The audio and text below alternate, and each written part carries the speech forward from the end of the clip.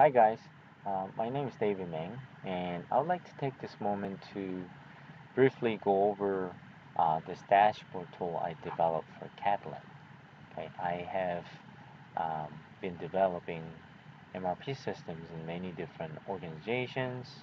Previously at Comcast, I did similar to this one, um, but this is standalone Excel file. However, very powerful. It's packed with features and customization, built with Power BI's, BBAs, complex Excel functions and formula, and believe it or not, it can deliver, so much compared to, uh, you know, the MRP systems that you go out there and purchase because it's going to be very, very difficult to customize. So and it's like I said, one of the greatest thing about this tool is that it's customizable. So anytime the client requests or if I have to add the bells and whistles to it, I work on it and I do a version control. So current version is, as you can see here, it says version 4.44, but actually it's version 4.493, and it's about 175th revision from the initial prototype. Of course, some were major logic changes, but most of them were like minor changes and tweaks to satisfy the needs of the client. What is this? It's a one-stop shop for planners, you know. So it displays all the information. This includes, but not limited to, the finding how much to purchase today, when the inventory will be shortage, status of inventory including released, quarantine, and purchase orders, and how many runs you can do. So basically, it's gonna serve as a one-stop shop for the planners to make the purchasing decisions, and you have the ability to override the data using this interface. So I don't want to get into too details. I'm gonna make the video short enough, but this is how you do it. On the top section here, you have this tab called the pipeline, PO, and override. Okay, so pipeline, the top section is the area where you're gonna where you're gonna set your search criteria. So it's like a filter. You want to look at part number. You want to look at whether the part is in quarantine status in location 10,000 and 1,200 and 1,000 and 1,200. Um, sorry, it's 10,000. And whether the item will be short, whether you have open PO or not, how many item that has this number of open POs, whether the POs are past due, whether it has a blanket PO, whether it has a date override, what level is that item, and stuff like that. And do you need to purchase today based on standard PO lead time? So all that information, you have these filters on the top, and this is your command button to, when you click it, it will run the queries and display the information into this list box.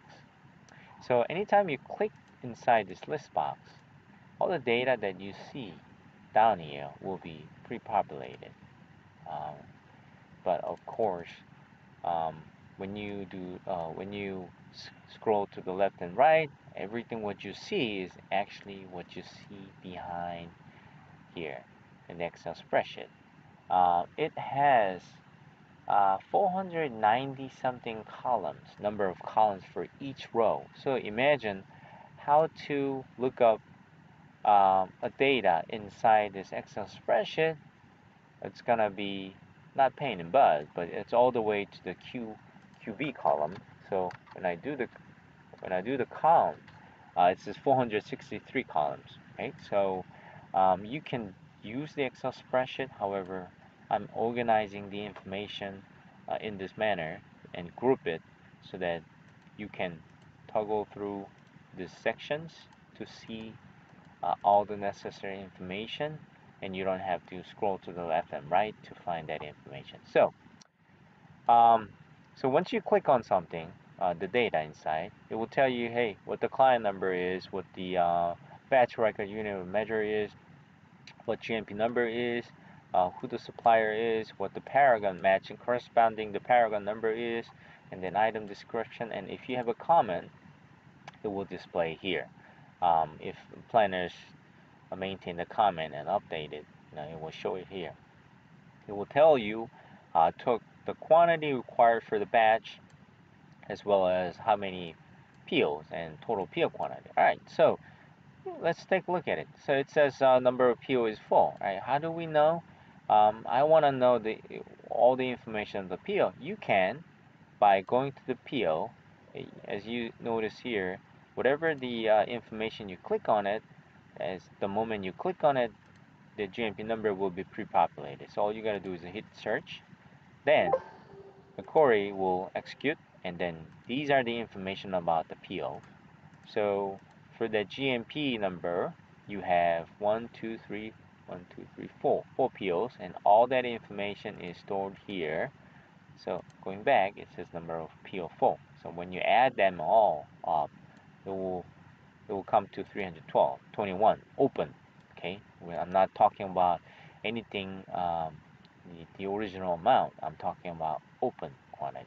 Okay, so that's the quantity I have, 321. But I need more information because I don't want to look at it in this way. Even though you will see whether it's past due, whether it's a blanket PO, when was it ordered, you know, you can click on PO and recommendation. Then here you go. So the first PO was placed on November 4th in 2019. The due date, original due date, was assigned as November 14th, 2019. So it's past due. That's why you have the red ink here. It says past due. And is it a blanket PO? You know, yes. Why? Because it has some kind of comments for that. Um, but anyway, so you have this information, and you have this logic when it's going to be available and the quantity. So you have all that information um, that you can look, and based on you come back to the inventory section, it will tell you, hey, how much is the released inventory, meaning this is the on-hand inventory that you can use right away. This section is the quarantine inventory, meaning it will be available once an inspection is done. So that will be 167. So when you add them together, you have a 207. Okay, but you want to do a calculation. Okay, once quarantine inventory is released in 10,000 location, then it will be 207. Blah blah blah. So you have that, and how much it will be after you received all the total PO quantity, it will be 528. But the 528 will not come in the same day, right? So that's why you have this monthly and weekly bucket. So basically it's saying that, hey, you have 40. So on hand inventory is 40, according to year 40. And today's date is June 25th, and a Thursday. So you start with 40, and there's a forecast of 9, right, for Monday. So 49 minus 9 will give you 31. Okay, so it will give you 31, and then because you don't have any order of forecast shipping out, it will be 31 for this week. However, you have a weekly bucket here. So if you continue going it, because you have to fill, next week will be 9, another 12 for that week, 9. So you will break on what you call that, the July 20th week. You will be -8, right? So it kind of tells you when you're gonna be short, and but the thing is that your PO, the partial PO, will come in, not all of them, because you had the 312 based on the date it's coming. Um, it shows how much is coming, so therefore you're gonna end up having 226 available inventory later on, and then based on the PO time, you will have 75 coming in this day. As a planner, they look at this and they gotta do their best to kind of expedite the process and see whether it's okay to kind of move that forecast next week. So they're gonna find a way. If they have this information, whether expediting or delaying the order, they'll do their thingy to make the proper call. So the information that's showing here is very critical for them, as well as you have the monthly uh, next 11 months of forecast and available inventory here. Going back to the PO and recommendation tab, it gives you recommendation how much to purchase, because for this item, the standard PO lead time is 104 days. Okay, so meaning if you are short, if you are short in that day, it will tell you how many quantities that you have to purchase. Okay, so that kind of information will throw out. You have negative here, but it makes no sense for them to kind of place the purchase today because it's going to be negative. I mean, you have 246 coming in and 70 something coming in later. And once today, when you place the PO, standard PO lead time is 104, so it makes no sense. So the best bet is, kind of work with the vendors and to expedite the PO. So that's the good information that you have. But even without, even with this inventory status, you go to run table, it will tell you how many runs you can do for the upstream and downstream and fill. So people can kind of have an understanding about, okay, using this inventory, how much runs I can do. And then if you move to the check, it will tell you, hey, does this item is in the 10,000 quarantine location? Yes. In 1200 quarantine? No. Is it does it have an open PO? Yes, it has full POs. Blah blah that information. So oh, here, uh, release minus forecast. So meaning, hey, based on your own hand inventory and you're deducting the forecast, when are we gonna be short and how much? When will be July 20th and 8th. And I'm telling you the same thing here. Hey, after considering the forecast and adding the quarantine and the purchase orders, when are we gonna be short? Negative. In this case, it's the same. But let's say you have 246 here, then you're not gonna have this number here. Okay, so that's just to be in safe side. Say, hey, just forget about what's coming. Forget about the supply and inbound. Uh, Based on what I have, when am I going to be short? So that's the date and the quantity, and that's considering the demand and supply. And when are we gonna be short and how much? So that's the information. So pretty much you have all the information needed to uh, do the planning. And again, it's a good idea to see the overall PO status when it was ordered, when is the original due date, and how many remaining lead time. Because if the due date is past due, we have a simple logic to kind of override it and add 30 days. So it will kind of give you when it's going to be uh, available. Um,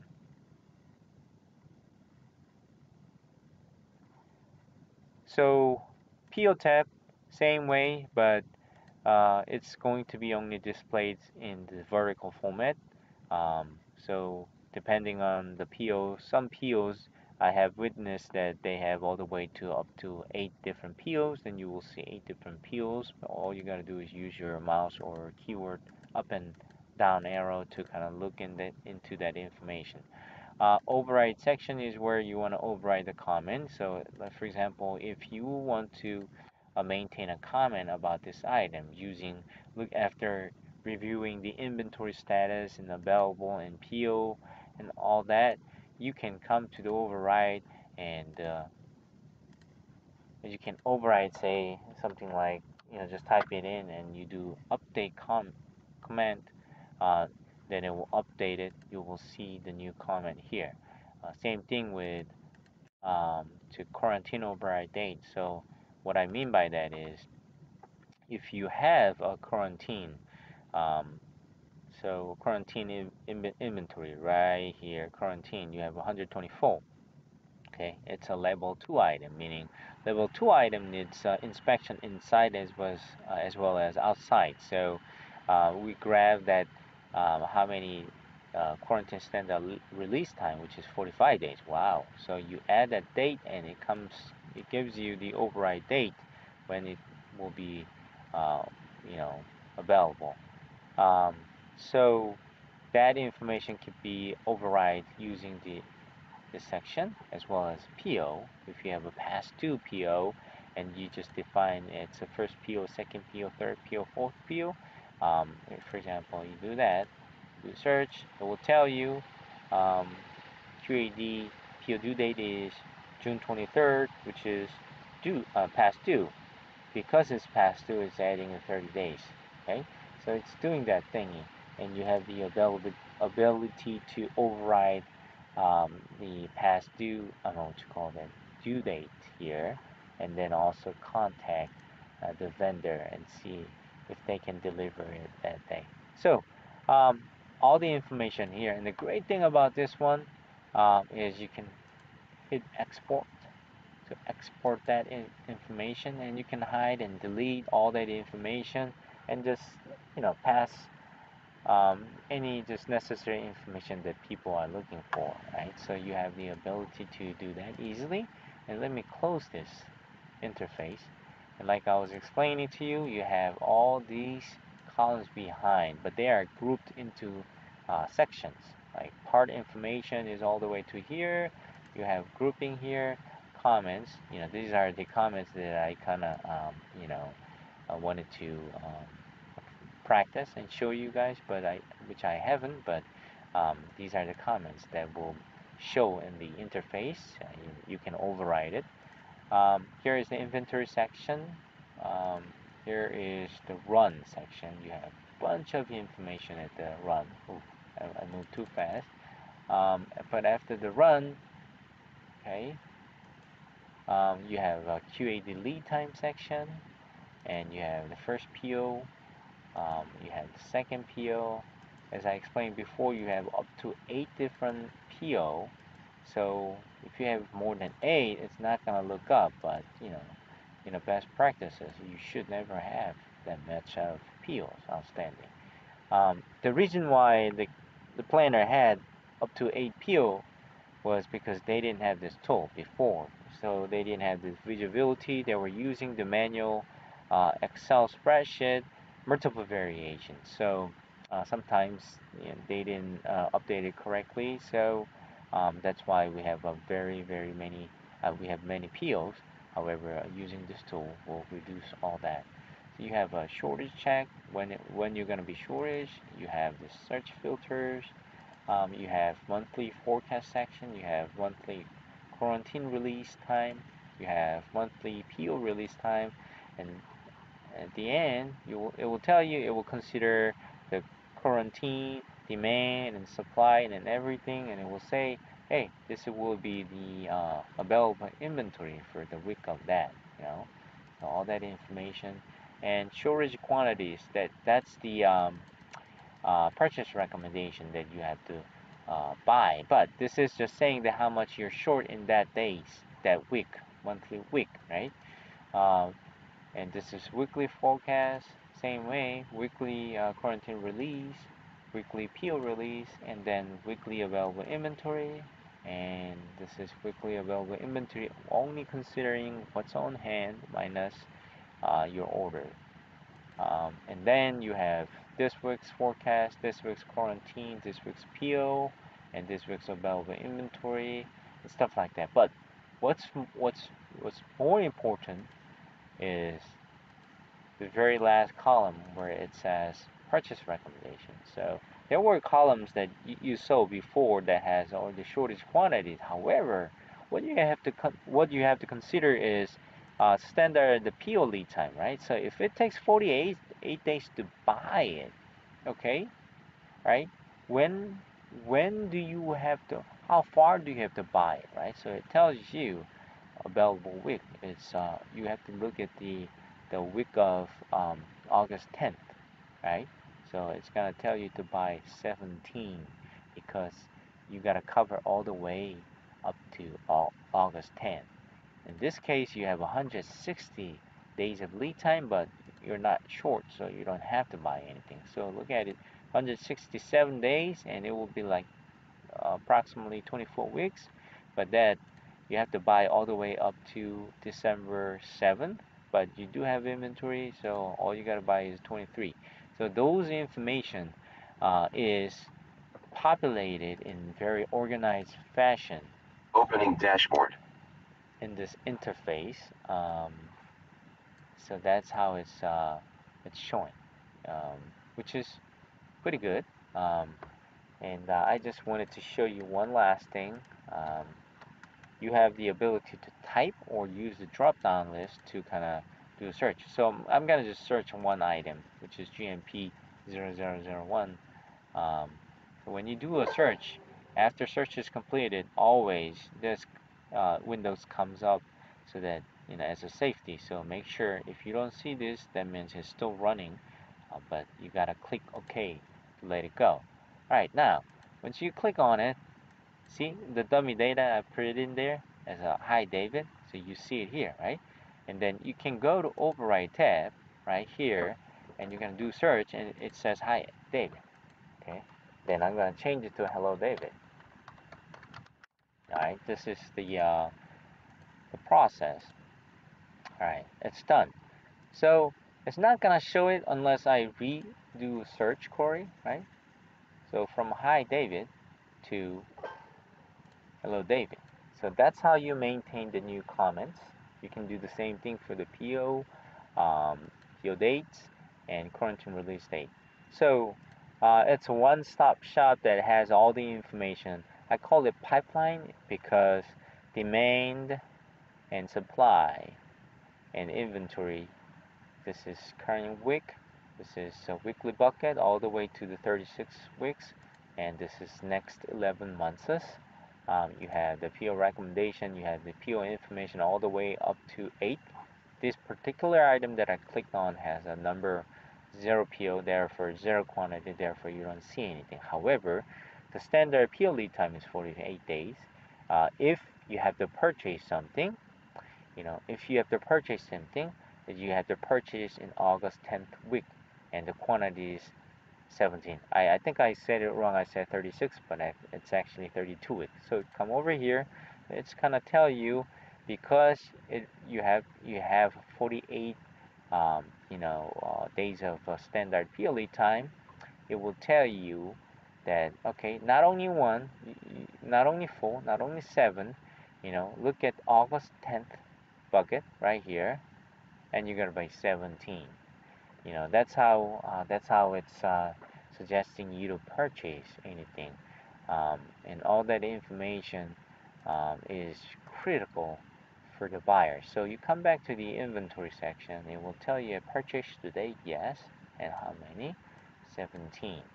Okay, and you have all that information here, so the planners can make the proper and correct decisions on you know purchases. So that's just a simple overview of this dashboard tool. There are preset macros behind here, so when you click on it here, it will kind of do hide and unhide thingy and show only the necessary information. Um, so you can kind of use that. You want to look at the lead time only, it will show lead time. You want to look at the weekly stuff, and if you want to see everything, it's very good. So it's only 13 megabyte size, you know, but it offers everything. If you consider that how many multiple Excel file that planners were using to do planning, plus all the manual update, and hours of updating it, and by the time you're done with the updating the tool, the things has changed, right? So the data update with this tool, as I mentioned, is done through the Power BI. Very, very efficient way. All you gotta do is right click and refresh it. All done. So it is standalone Excel-based MRP system. However, Opening dashboard. it is an amazing tool that can outbid the most of current MRP systems. The benefits that I can offer to you is that I have IT background. I have like over 8 worldwide recognized IT credentials, so I can develop stuff. But most of IT people do not have a supply chain background on understanding business. I do have supply chain background. I was a senior director at one point. Started from driving a forklift to moving inventory to all the way doing the warehouse expansion plan and designing the warehouse as well as the production flows. So that's a plus.